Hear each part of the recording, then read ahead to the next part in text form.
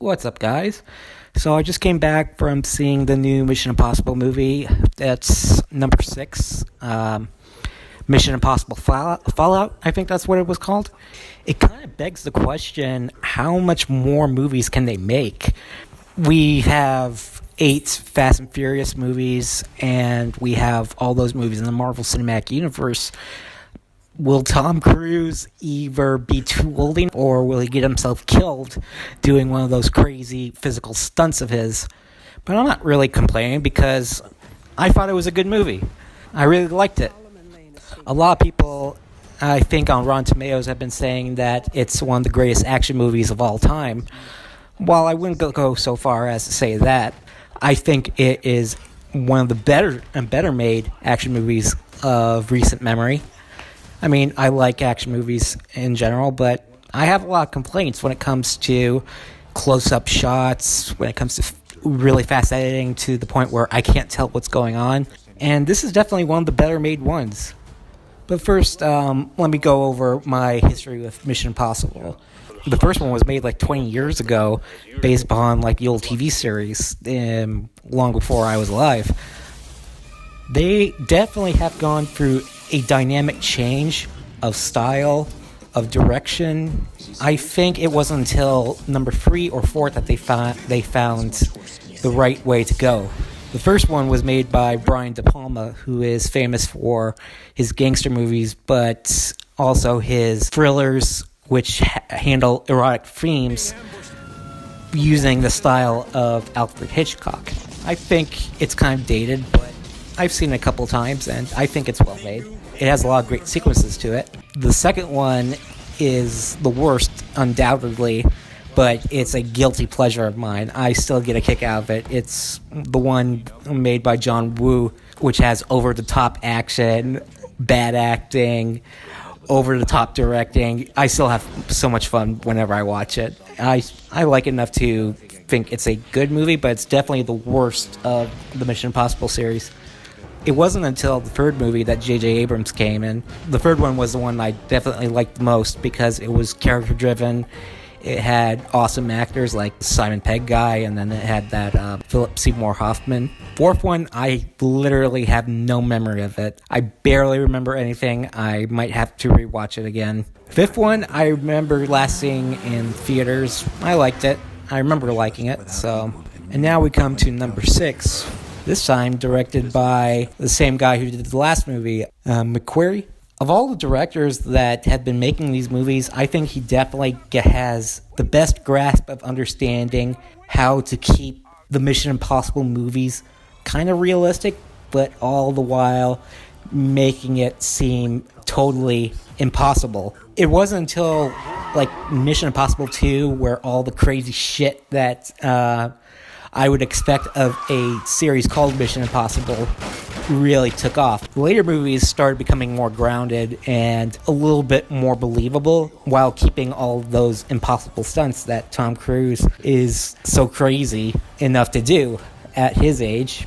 At this point, I'm starting to think that perhaps he purposely goes through those stunts so that he could find a way to get himself killed. He either has one of the biggest death wishes of anybody I know, or he is just a psychotic adrenaline junkie.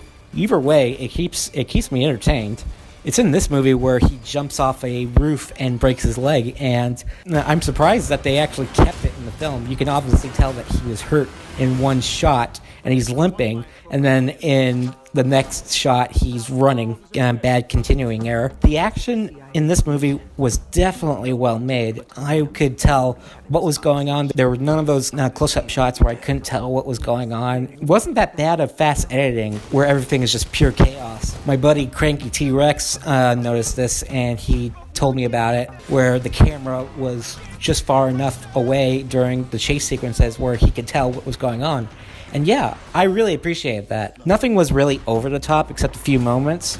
So it's kind of a welcome relief to finally see some action movies that I can see things happen and not have to be cut away so badly so that I can't tell what was going on. So what is the story?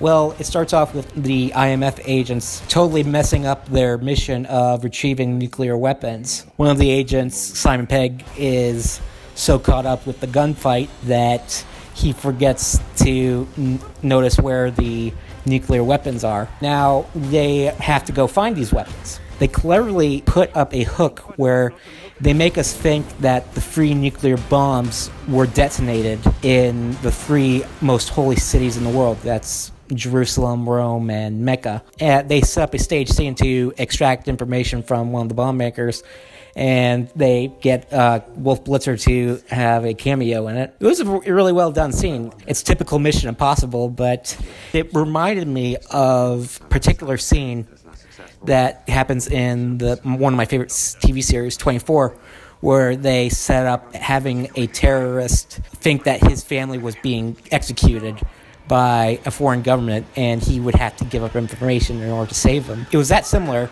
but I think 24 did it better because it definitely played up emotional stakes a lot better. The whole movie is about them retrieving weapons, and it is a clusterfuck. I mean, there were many twists and turns in this story. The story is built up in a way where you couldn't really tell who was good guy and who was a bad guy. I mean, I was genuinely surprised by how they constructed it. I mean, they had me fooled plenty of times. So what I found interesting was that the CIA doesn't trust Tom Cruise's information, so they have to get a shadowing agent for him. That's played by Henry Cavill. They had a good setup where I was thinking that it was like competing agencies, like who is the better agent or whatever. And then, sure enough, we get to see the old familiar characters come in and tie in from mostly it's the 5th movie, although if you're a big fan of the Mission Impossible series, you'll notice that there is a character later on that is connected to another character